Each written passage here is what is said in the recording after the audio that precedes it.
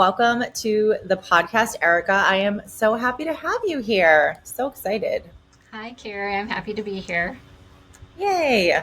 So, before we dive into all things that we're going to talk about, do you want to just introduce yourself and tell everyone about your business and what products you sell? Yes, so my name is Erica, and I'm the owner and maker at Avalon Sunshine. I make personalized cake toppers for kids' birthdays mostly. My target customer is the mom who is trying to keep things a little bit on the simpler side and either have a homemade cake or a grocery store cake, but make it look a little bit special. That's the customer that I'm serving more than the mom who does the over the top Pinterest parties, make it look perfect for Instagram. I'm looking to help the mom who wants to keep things a little bit more simple. I love it so much. And for anyone listening, I have probably talked about Erica's cake toppers. I don't even know. I feel like there's been so many times where I have shown a video of your cake toppers because I've bought two of them. I bought your polar bear last year. I bought your brown grizzly bear this year.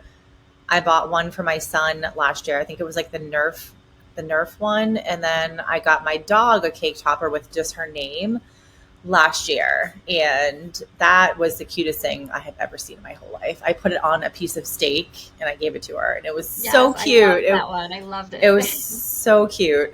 So I'm, definitely a huge fan. I would say 100% customer super fan of your brand. And I just think it's the cutest thing ever. And for me, I love celebrations. I love like pretty setups and like, dinner party. And even though I don't actually do dinner parties, but if I was going to, like dinner parties with like really cool setups and flowers. So I love all that kind of stuff. And I really like this idea of making a birthday celebration a little bit more special. And it doesn't mean you have to do the Pinterest mom crap, but even a simple cake that you make and put a little pretty cake topper with like your favorite animal or whatever it is, it just makes it really fun. And so for me, your products have brought a lot of happiness to me, which is kind of funny because I'm not a kid, but I do love your stuff so much. And I think for anyone listening, definitely follow Erica and check out her cake toppers. They are so freaking cute and I'm Thank you, obsessed. Carrie. So, That means everything to me. Thank you. and you probably already know if you listen, I feel like when I like something, I'm like all in or I'm nothing. I either don't care about your product or I am grossly annoyingly obsessed with it. So you definitely fall under the grossly annoying obsessed. I love it. Okay, so talk about your business. Like what's the story? When did you start? What's the deal? So I started my business 9 years ago. It was never my plan to be an entrepreneur or have a handmade business. I was working a corporate job that I didn't hate, but the hours and the stress were more than I could handle. I had two young kids at home. My boys were 3 and 5 at the time, and I would work office hours. I would pick them up from daycare, have dinner, get them to bed, and then do work again from like maybe 8 to 11 o'clock every night. Like I just couldn't Wow. keep up with the hours. And even when I was with the kids, like for that time between daycare and bed, it's like my mind was half gone thinking about work stress, and like I couldn't get through a t-ball game without getting a phone call from work. And it was just so much that I had to like take a deep look inside, like, okay, if this isn't what you want, then you have to make a change. So I had one of those moments where I was sitting in my car in the parking lot before work one day, and I just had a big old sob fest, like couldn't bring myself to even walk in the doors and face another day. So I was like, okay, that's it. Aw. Like I'm quitting. I don't know what I'm doing next, but I just need to take a minute and breathe. So left my job, and I mean, I have always loved crafts of all kinds. Like I have done paper crafting and scrapbooking and crocheting and sewing and just like a little bit of everything. I love it all.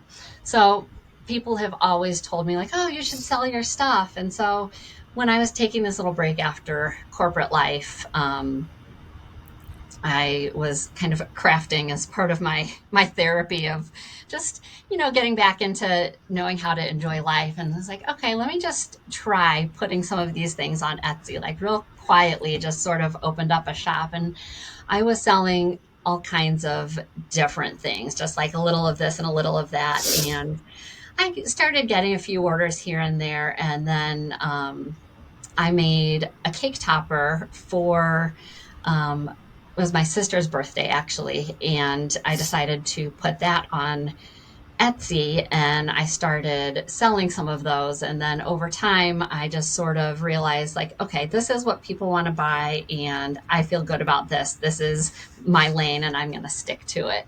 So the cake topper started because I have always loved to bake, but I don't like the decorating part of it. So I had taken, like, years and years before this, I had taken some Wilton decorating classes, and I just realized, like, no, I don't like this. I don't like filling piping bags. I don't like the time and the patience that it takes to decorate. So I'm left with being the baker for all of my family parties because I love to bake, but I don't like spending the time doing the decorating and I don't have that skill.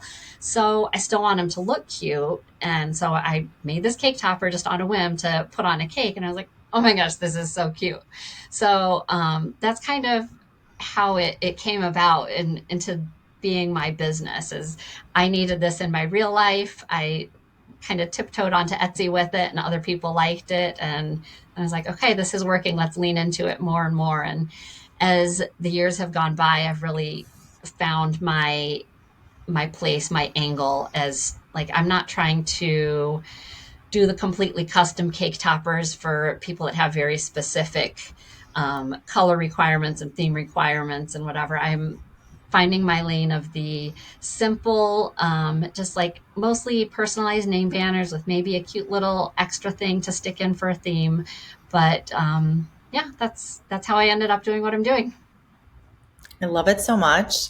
I feel like I have lots of questions, but when did you realize that cake toppers were kind of your thing? You mentioned you started selling a lot of products on Etsy. When did you, whether it was like looking at your analytics or just getting feedback from customers, like, oh my gosh, this is the cutest thing. When did you kind of feel like that was your product and then you kind of went all in that one product?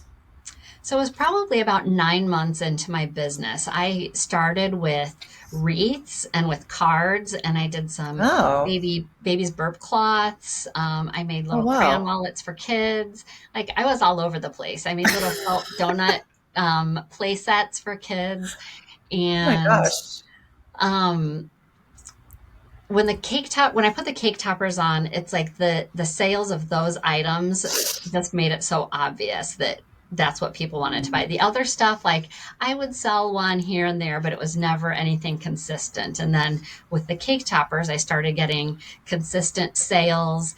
And Etsy is very much a platform of momentum. I don't know if you've heard that from other people, but once you start to sell on Etsy, then they move you up in the search results, and then you get in front of more people and it makes you more likely to continue to sell those items. So I gained traction on those items, and over time I just slowly inactivated all the other ones and picked cake toppers as like my only lane. I had a little bit of other like kid stuff and party stuff for a while, and then as I started to get even busier, I'm like, okay, spreading myself across these different categories is not making the best use of my time. And cake toppers is what people want, and I love making them. So that's just like my one product line now. Keeps things very streamlined for me, and it works. Yes, I love it so much. And I love that you sort of didn't start here because that's a really important thing. People see your business now and they're like, oh, well, she must have always known that cake toppers were her bestseller, but you didn't. You tried different things. You dabbled in all the different things and then looked at your numbers, which again, I know so many of you are not looking at your damn numbers. You have to look at your, not only your analytics, but your revenue numbers and look at what products are bringing in the most amount of money. And oftentimes it is actually a couple things, not the 700 products that you think that you need to have on your online store. So I think that's really important because I know a lot of people haven't gotten there yet. They have a lot of different things. They're like, I'm the, I'm the brand that we sell things for moms. And it's like, we sell t-shirts and sweatshirts and mugs and candles and 700 things. And then you're not getting traction because you're all over the place. And I think for a customer too, when they go to your website and you are selling all these different things, it's really hard for them to also know what on earth should I buy. So anyway, I think that's really great. I did have like an emotional connection to some of those other items that it was a little bit hard for Yeah. me to let go of selling them. But when it Mm-hmm. came down to making the decision, I looked at the profit margins of those items. Like, how long does it take me to make them? And what am I selling them for? Can I sell them for any more to improve the profit margin? No, I don't think they will sell at that level. And it just made sense once I started looking at the cost of what it takes to make these products. It made it a lot easier to let go of those other items that had lower profit margins. Oh, that's so smart. That's such an important point too, because I think sometimes we only look at like one piece of the puzzle, but when it comes down to it, your time is money. So Yeah. if it takes you a long time to make something and you're not making enough profit, then that's probably the product to get rid of. So anyway, so yeah, thank you so much. That's amazing information. And I also think like what I want to talk about too is like you've been in business for, almost a decade, which that's a long time. A lot of people have a business for 1 year, 2 years, and they're like, oh, this isn't working. Susan from YouTube told me that I'd be a millionaire today, and I'm not, so I'm going to quit. Uh, so you've been in business for almost a decade, which is huge. And more importantly, you've increased your revenue every single year and you've been profitable.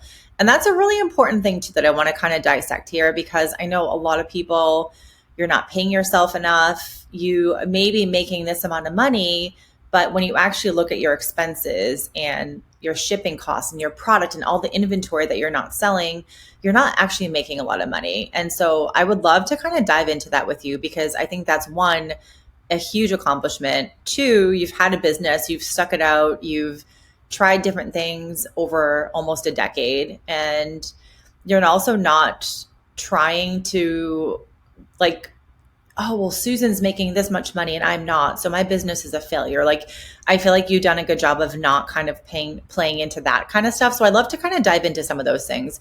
So talk about the how do you feel like you've grown revenue every year? What have you done? What has been the biggest driver for you, do you think? I think never you never want to stop learning and never want to stop trying new things. Um, Personally, I have a very low tolerance for risk, especially financial risk. I am not the kind that's going to jump with both feet into an expensive program or a huge investment without knowing first that it's going to work. Like, I've tested it out on a small scale first. And everybody has their different style, and some people are like, you know, shoot off like a rocket in this direction and hope that it works. But I like to try things. I tiptoe in, and maybe that's not the way to the fastest growth, but it's the way that works for me. It's been a slow and sustainable growth, and it's felt good to me the entire way. I've never, in the 9 years, I've never felt burnt out. I've never felt like I want to quit. I've never like crawled into a corner crying like because things aren't working out. I think because I am a Wow. cautious person and I test things and go slowly, I never feel like I'm in over my head. And I guess I want people, other business owners listening, to know that that slow growth is okay too, because we do hear so much about skyrocketing your sales and don't play small and you gotta believe and go big. But if that doesn't feel good to you, you can be successful in a slower way. Yeah. Because I love my business, and there's never been a time that I haven't felt good about what I'm doing. I've even thought about how I ended up in the cake toppers. And I remember this one specific coaching call that I was on. And I remember saying, like, well, cake toppers are what people are buying, but I don't think I want to be a party brand. Like, I don't know what my identity is yet. And this coach, who wasn't my favorite person, she's like, well, you better figure it out fast, because if you're selling cake toppers, you're going to be known as a party brand. And I'm like, okay. So just slowly over time, I figured out, like, I do want to sell cake toppers, but I don't want to be like this perfect party brand. It took me a while to figure out, like, I want to do cake toppers, but for the moms that do things on a simpler scale. Like, that's what feels authentic to me. And I think if I had been on this, like, you got to go fast and jump in with both feet, I could have been all in on the party brand and ended up building a brand that didn't feel good to me. Because if I was trying to serve those like aesthetic party moms, that would not feel authentic to me. And then I think I would end up hating my brand and like hating my customers and wanting to close my business. But Yep. because I was okay with taking my time and doing things slowly and understanding like how I was feeling about things, even if it took me a while to get there, I have built a brand that feels so authentic to me that like I can't imagine ever not doing this. I love that so much. Okay, a lot to unpack there. Okay, what's my first question? I feel like there's like a lot of things in my head. So you talked about because I think what you're saying, you're making it seem really seamless. And that's awesome for you. Like, oh, I don't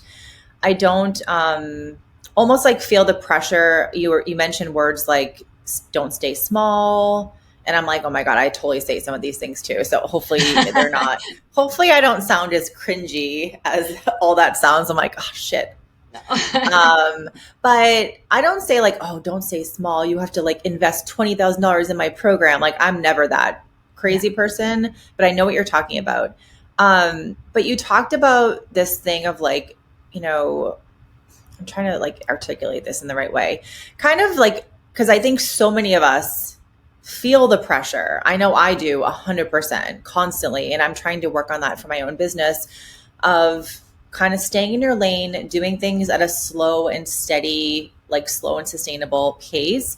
That's where I think it's not easy for people to do that.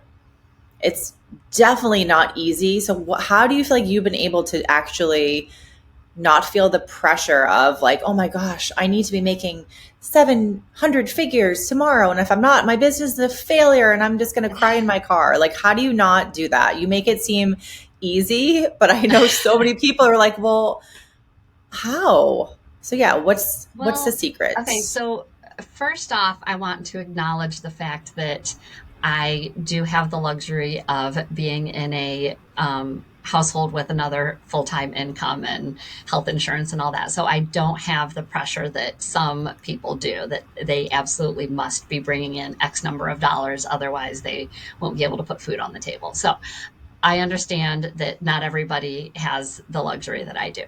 But I think when I look at what is important to me, you've got the family life that I was missing before, and that's why I left my corporate job. And then you've got the freedom, the time freedom of being an entrepreneur. It just makes it really clear that the family and the time freedom is more important to me than like the fast growth. The fact that I've been able to be profitable every year and continue to grow a little bit each year, some years more than others, but I'm still always moving in that right direction. As long as I'm willing to try new things and continue to move my business in the right direction, that gives me enough fulfillment. I think that I feel like I'm in the right place. Yeah. Do you feel like you have good boundaries set with your business and personal life or family life or whatever? Because I know for me, that's something that I have always majorly majorly struggled with. And I know we have this vision of we start a business because we want that freedom and we want flexibility. We want to like not be bogged down by like a 9 to 5, but then the business takes over and we can't stop thinking about it and we can't stop working on it. I know for me, I've had my businesses now for 7.5 years almost, and I still have really shit boundaries. I mean, they've improved a lot since my first business. It was like the business was took over my whole life. Now I'm much better, but still not great. So like, what's your secret? I feel like you've cracked the code with boundaries and like, I don't Um, know. it's not perfect because I do love working, and so I don't like to Yeah. stop working. Um, a lot of what I do with like physically hand making the products, I can do while I'm in the family room watching TV with my husband and my kids, and so it's like I'm still with them while I'm mindlessly making stuff with my hands. So that part helps, but I do have really clear boundaries about my kids' activities. Like I won't miss one of their sporting events or anything like that. And I'm always, running and doing pickups here and there. And I definitely make time for lunch with friends or with my sister all the time. Like those are kind of my, I don't know, I guess my hard lines. I'm not going to miss these things. And other than Hmm. that, when business is picking up enough that I'm starting to feel overwhelmed, I do have people that I can go to for like helping me with the physical supply preparation. I hired my teenage son for a while, and then he lost interest. I hired a teenager from the neighborhood.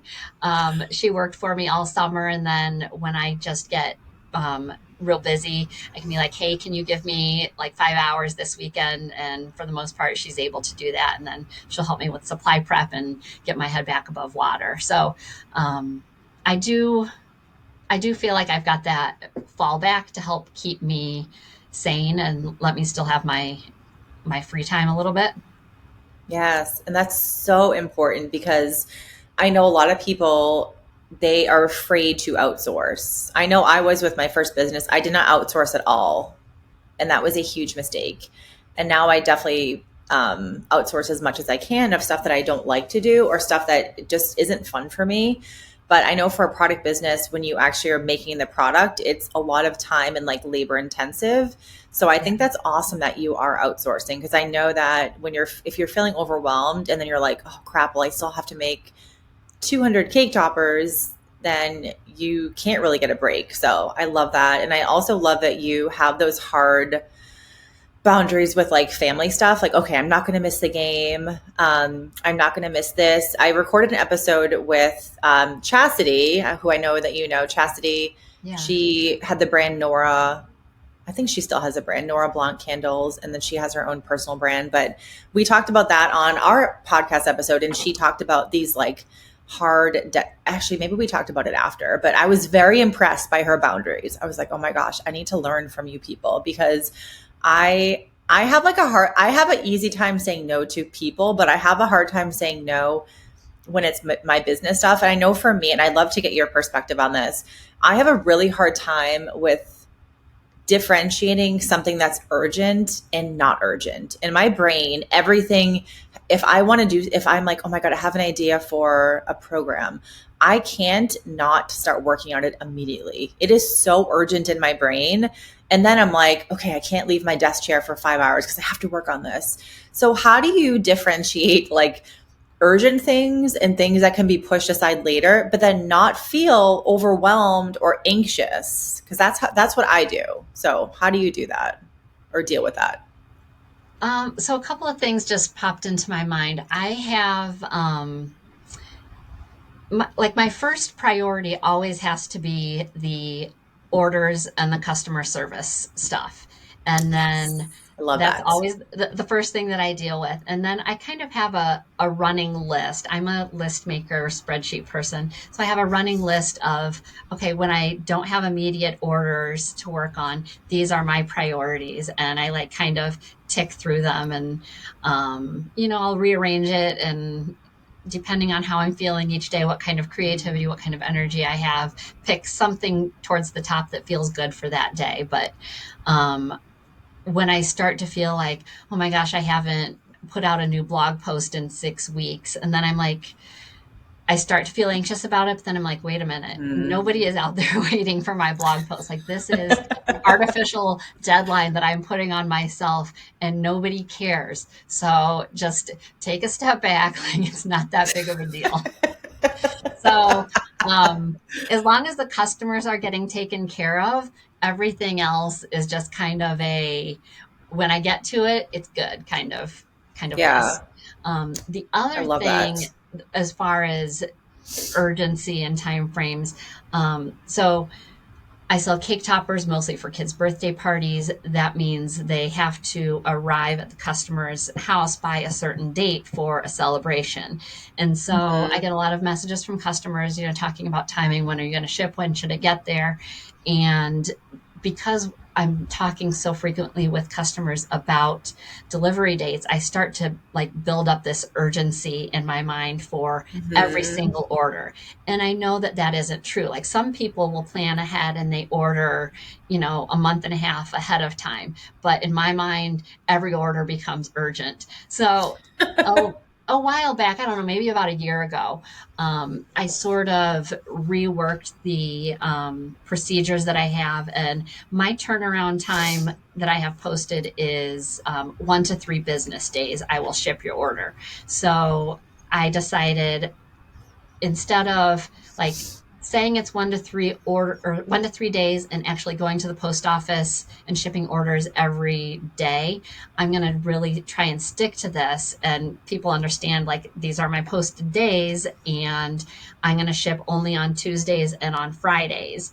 And that's well within the time frames that I've posted. Everybody understands that. And even Yep. though there's a part of me that thinks like, oh, I really need to get it out faster, when I tell myself like, no, you're making this up. Like this person may not need me to ship it today. They may have a party in a month and a half. So just reminding myself constantly that unless somebody has expressed an urgency to me about something, there isn't Hmm. an urgency. I'm making it up in my head Wow. half the time. So since I've done that, it's worked out That's really amazing. well. I go to the post office twice a week and customers are happy. Like most of them post in their reviews, like, oh, it came so fast. I'm like, okay, good. I love that so much. And when you were talking about, I have the set days, Tuesday and Friday, and then you were like, no, I really should get this out earlier.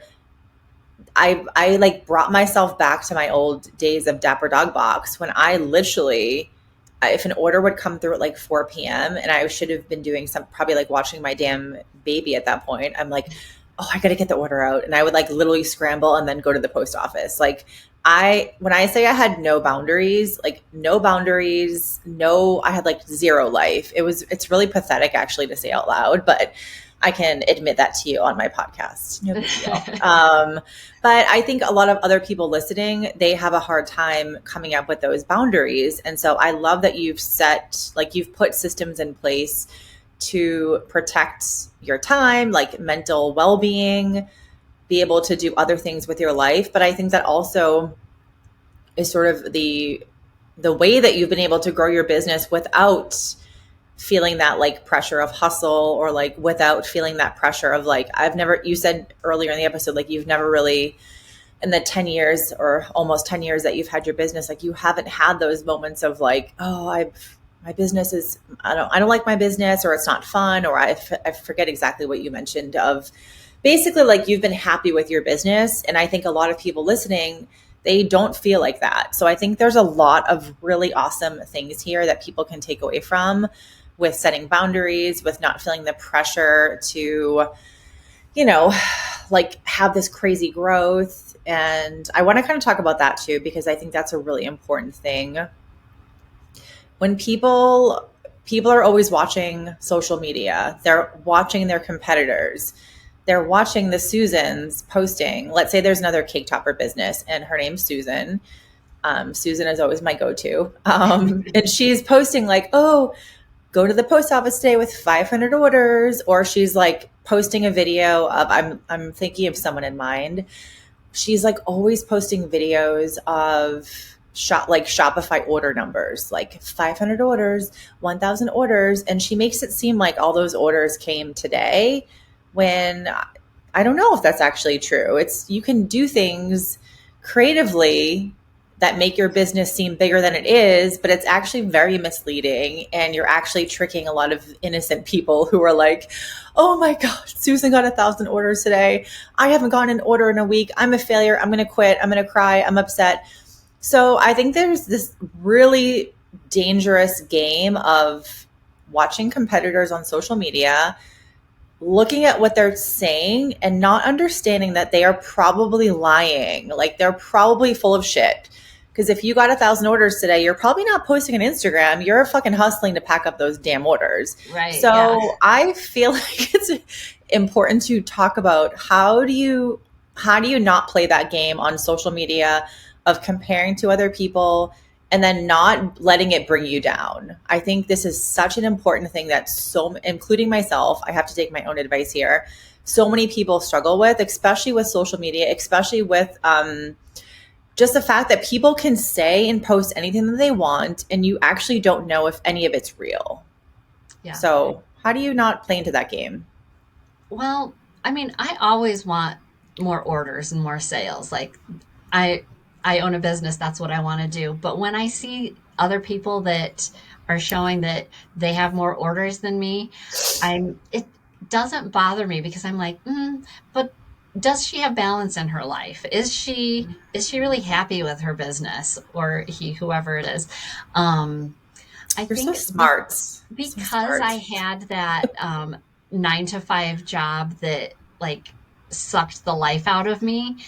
I'm much happier being where I am with this balance of work and free time and a little bit slower growth than trying to grow too fast and ending up back in that space of constantly working and constantly stressed out. I think that's what lets me be content with where I am. And yeah, I mean, social media, we all know that it can. It really can. I mean, the stuff that I see, I'm literally like, is she for real? Seriously? And I follow a lot of like other business coaches or mentors or educators. And some of the stuff that I see, I'm like, you can literally Google Shopify dashboard, like put in a number, $1 million, $500,000. You can like Google it, and somewhere you'll find an image of like a Shopify store with $500,000. You can screenshot it, and then you could literally post on social media, oh, I made $500,000 this year and I only worked 3 hours a day. Let me show you how. Send me a DM, comment 500 on my post, and I'll send you my like 3-part series on how to make $500,000 only working 2 hours a day. So I kind of poke fun at a lot of these mentors who post basically that, and it's like totally full of shit. You have they never show you anything else about their business. Like you never actually even know, well, what product did you sell? Like what was your business that you learned how to teach other e-commerce people? Much of it is lies, and again, so crazy. It's so crazy. Talking about their sales, like you might have a lot of sales, but are you profitable? Like how much did you have to invest to get there, and have you made that money back? And did you take huge risks, and have they all paid off? And I think just not knowing what anybody else's story is, you can't really take them for truth unless you personally know them. Yeah.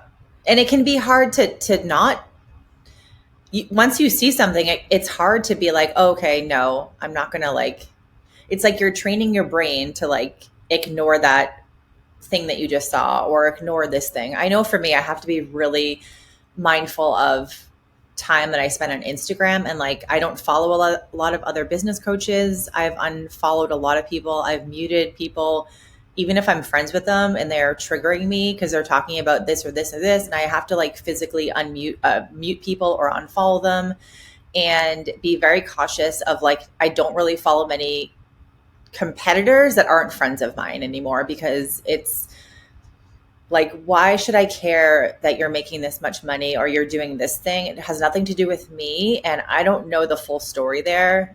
But it can be hard to tell yourself those things. And I think you instantly think, oh my God, Susan's making more money than me. That means I need to sign up for 20 in-person events this summer, or like I need to do 20 blog posts right now and it's urgent. Like you then tell yourself this narrative of like, I have to work harder because Susan's doing better than me. So it can be this like really vicious game with social media. I think social media, it's important for any product-based business. I think we can all love to hate all these like Instagram and TikTok, whatever, but that's a platform that you can get sales. People, when they discover a brand, they're going to go check out your Instagram, and Instagram allows you to communicate with customers. It allows you to communicate with your audience. And like, that is such a powerful thing. So I think we can pull things that we like, but I think, and I'm talking about this because you're mentioning that you've grown this business for 9 years and don't feel that crazy pressure that a lot of other people do. And that's a pretty extraordinary thing. So that's why I'm trying to sort of harp on some of these small things, because I know a lot of people listening probably want to do the things that you're doing. So I'm glad that you're sharing like all these really awesome tips, because I think we need to be more like that. But I think it's hard because you look at competitors, you look at like benchmarks of your industry. Oh, if you're not growing 50% year in year, your business is a failure. And that's not true, because you talk about this sense of like, well, I have more balance. I didn't have that with my corporate job. So I think that's a really important thing. I love it. What you. else? Like, what else okay, so you've had your business for 9 years. You're growing every year. You're making profit. What do you feel like is the biggest thing that is attributed to your sales when it comes to marketing? Like, what marketing things have you done that have been working for you? So my biggest thing, Etsy is my biggest driver of orders, but I don't spend any effort over there.